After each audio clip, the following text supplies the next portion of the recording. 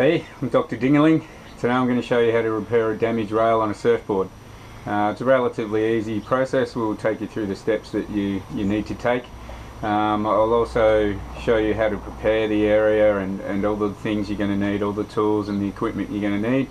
It's a relatively inexpensive process and something you can all do at home in your shed, so hopefully the video works for you and you get something out of it and you're able to do your own repairs.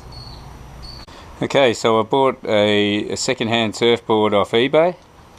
Bought it for a decent price. Probably a bit of a performance board. Could do with a bit more foam in it for somebody my age, but I'm going to fix it up. I'm going to ride it and have some fun, and I'm going to show you guys how to fix a damaged rail because it came with a dodgy fix-up job. So we're going to show you today how to go about cutting that out and repairing the rail.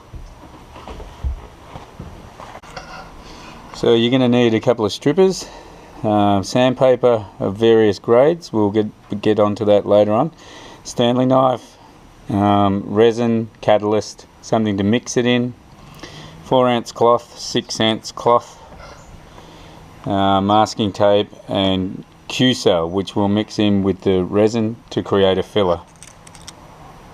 Okay, so firstly we have to decide how much of the original glass we're going to cut out. So obviously we just want to take the damaged area out and leave as much of the original glass as possible. You know, we don't want to compromise the strength too badly. As you can see, it's just been filled with God knows what. Still got cracks all along the rail, water's getting in there, it's making the foam brown, so we just want to tidy this up, get it back to a good condition and just surf it. So first of all we'll grab a Stanley knife and just cut the area we're going to take away.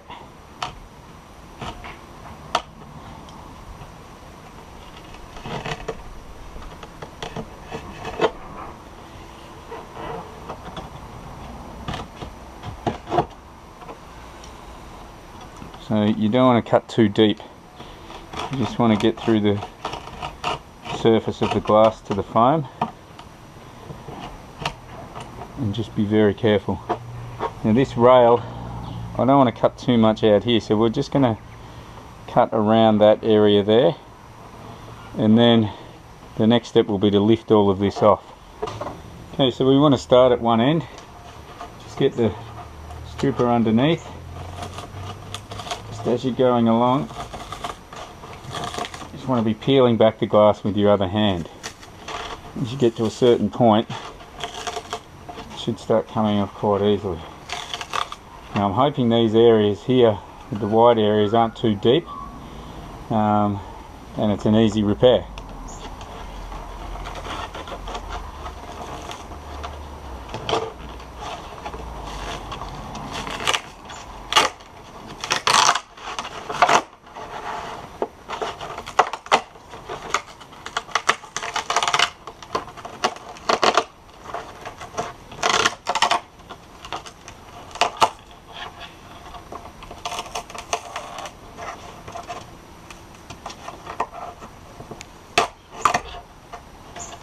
As you can see, this one is reasonably deep. I never asked the owner how this damage occurred.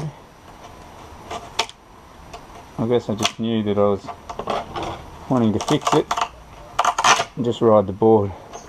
I think there's a couple of attempts here, a couple of different types of resin. So clean it right up. Gently lift everything out.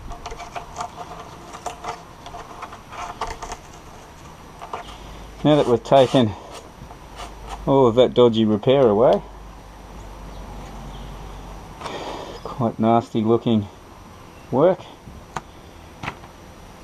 we can get into repairing this area. So the first step will be to give all these edges a sand and sand out some of this brown water damage.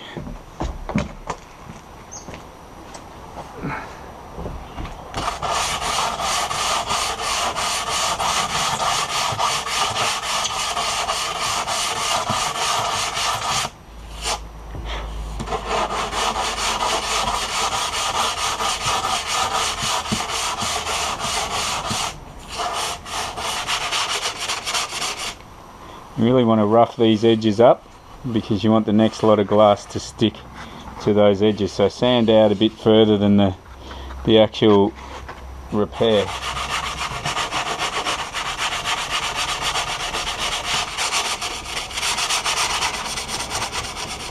You can sand that down a little bit because we're going to be putting 2 new layers of cloth in there, so the first layer can be recessed into that area and the second one will go over the top.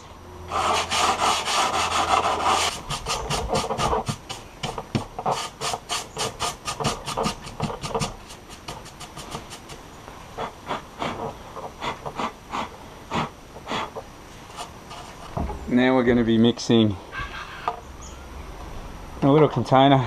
This is called Q-Cell. It basically keeps the resin lighter like the foam in the blank, otherwise resin itself is by nature heavy. So in with the resin we mix the Q-Cell with that and the catalyst. So I'll just mix that up and we'll come back in a minute. Okay, so we've got the resin and the Q-Cell we just add to the resin. Hardener's already in there. Now the job of the Q-Cell is to make it lighter and fluffier, so you want to mix it up to like a light fluffy consistency.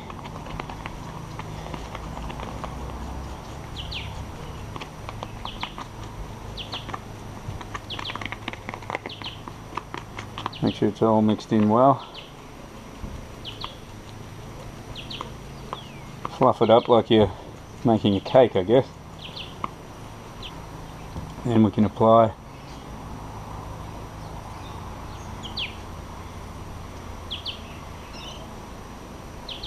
to the areas that need a bit of filler.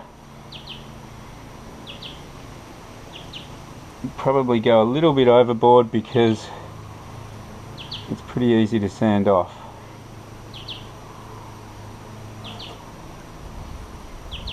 Having said that, you don't want to be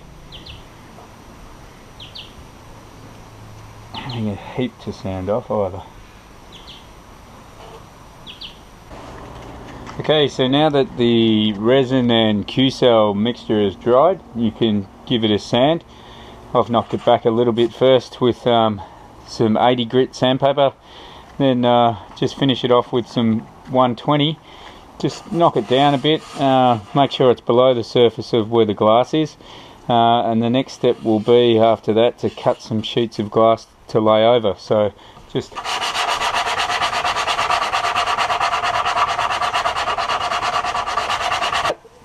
as you can see, it's the same as the foam that's under the glass, but give this another sand around the glass again so that it ensures good adhesion of the next layer.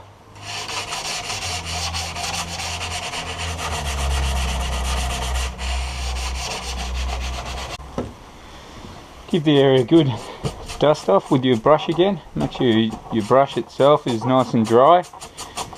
You've given particular attention to these areas, make sure that they've had a good sand.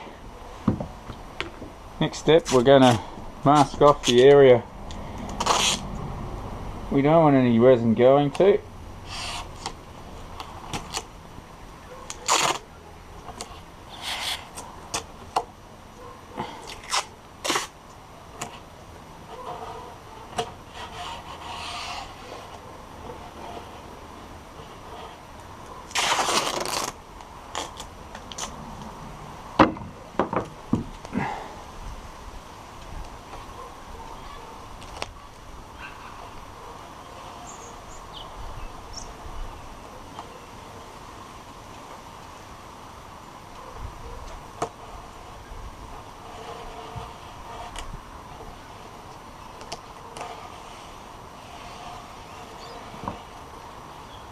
Leaving a bit of a lip on the bottom of the masking tape there for the resin to just run down there as opposed to running along and leaving a build up on your board.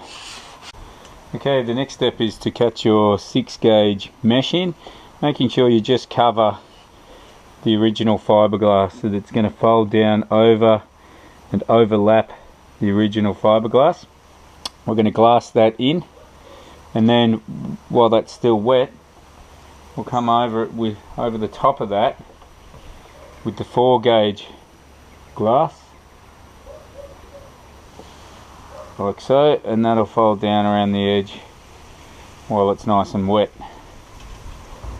The reason for this, we want the strength in the base, and then the top one, that'll basically, parts of that will get sanded off to bring it back in line with the original fiberglass on the board.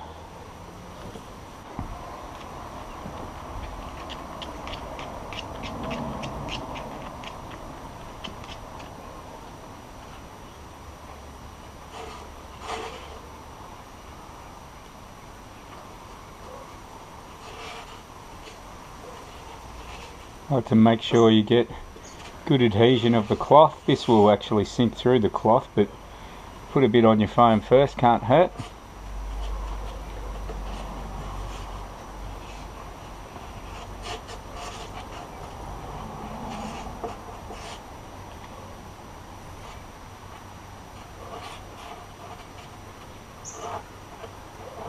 Be pretty liberal. Remember, you can always sand this off.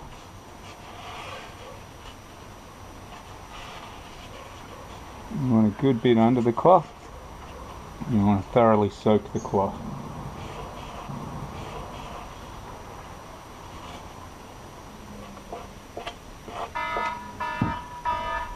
And if your phone rings, just ignore it.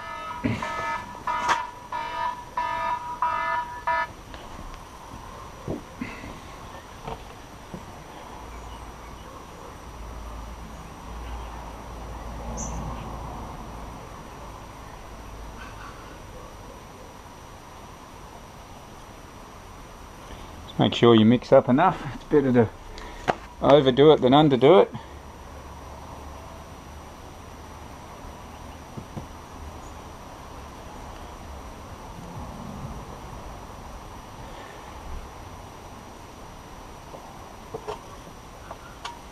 Keep those edges down. Make sure you're overlapping the damaged part of the board.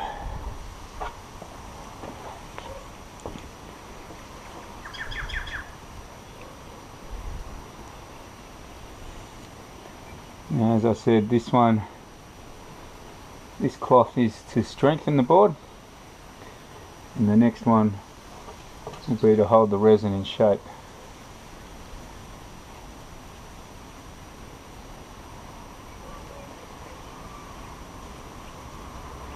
Get a good flow going, making sure that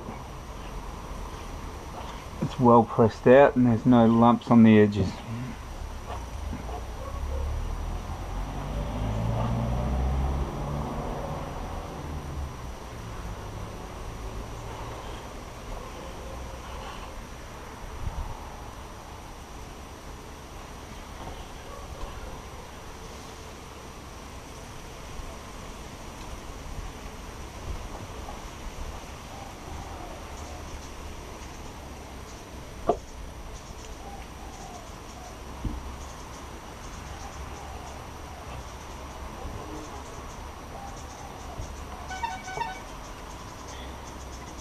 Hold that phone.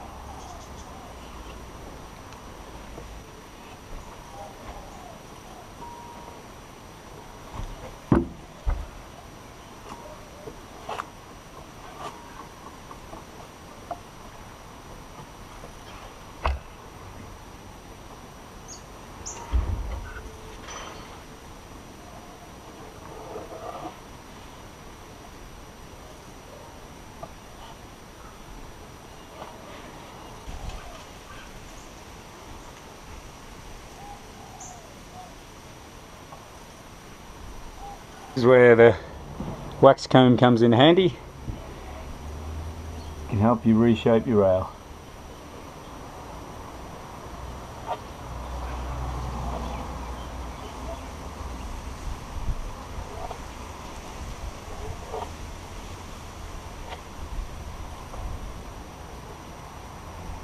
Okay, you don't want to play with it too much, the resin will start telling you when it's ready. Once again, check that underside and make sure that cloth is embedded into the resin. Okay, so now that the resin's dry, looks a little bit rough obviously, time to knock it down, either using a bit of sandpaper and a block of wood, get the rail right with a bit of shape, or you can do what I'm going to do and cheat a little bit and use an orbital sander. The tape that we put on to hold the resin in earlier will also act as an indicator of when you're down to the original laminate. So once you start sanding a bit of this masking tape off, you've gone down far enough.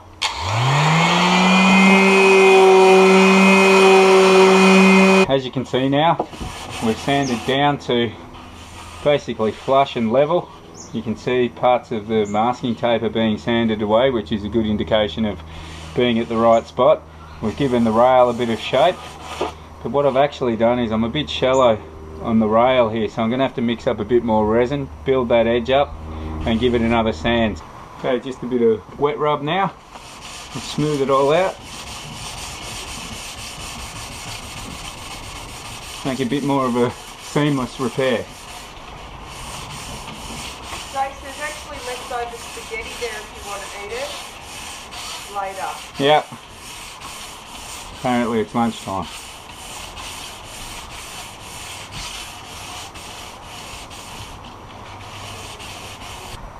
That should tie one repair into the other. Like I said, it could have got a better resin match, but cost me $16. This is really a $150 repair at a shop. Now you grommies can do your own repairs. So just out of respect for the artist who did an amazing job on the deck. It's pretty cool. I figured I'd do a bit of a Frankenstein tribute with a ding repair. So if you really wanted to, you could glass that in, make it permanent, but I'm happy with that. We've got a nice strong rail. It's going to take a big whack. Board's back on track. So cheap board on eBay, $16 repair. Can't beat it. See ya.